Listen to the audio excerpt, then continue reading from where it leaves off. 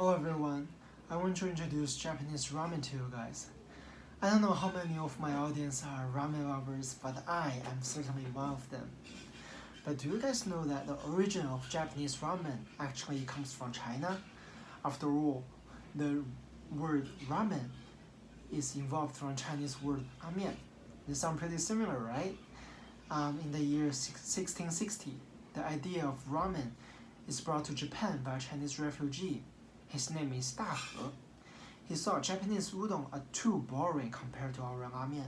Why is that?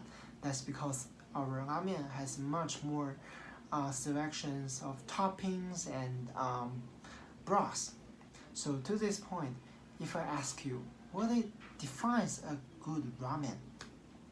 You may tell me it's gonna be the broth and the noodles, right? Yeah, of course it's gonna be the broth and noodles, but why?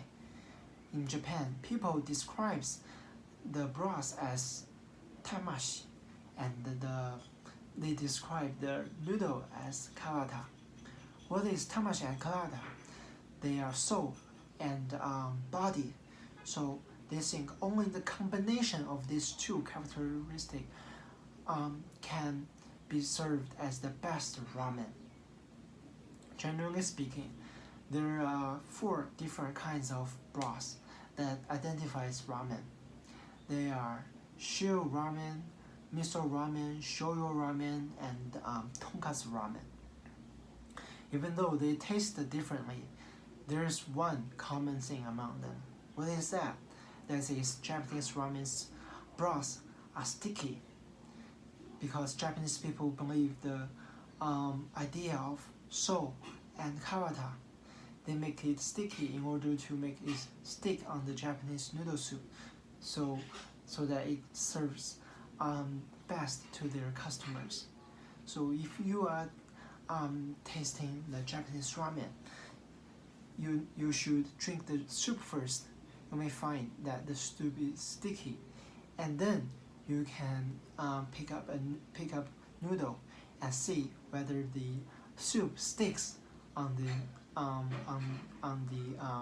Japanese noodle, to identify the quality of the Japanese ramen. Among these 4 different ramen, tonkatsu ramen, in other words, pork bone ramen, is the most popular ramen in Japan.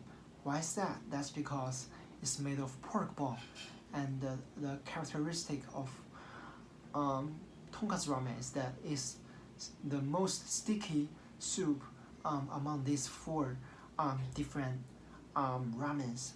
So if you have a chance to taste the ramen, I recommend everyone to taste tonkatsu ramen first.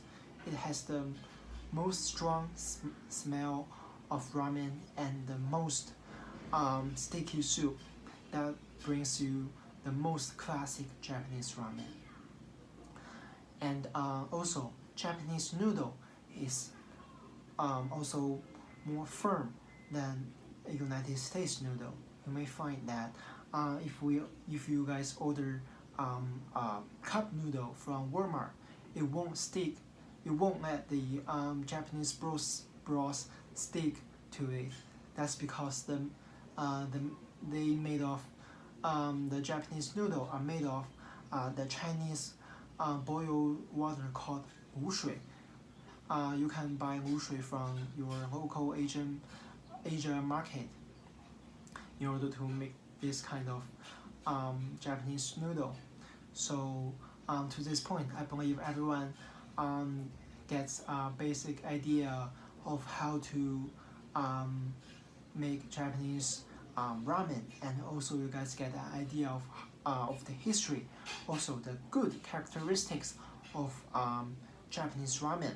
I hope you guys have a chance to taste Japanese ramen and to remember my words in order to find something interesting when having Japanese traditional ramen and become a ramen lover just like me.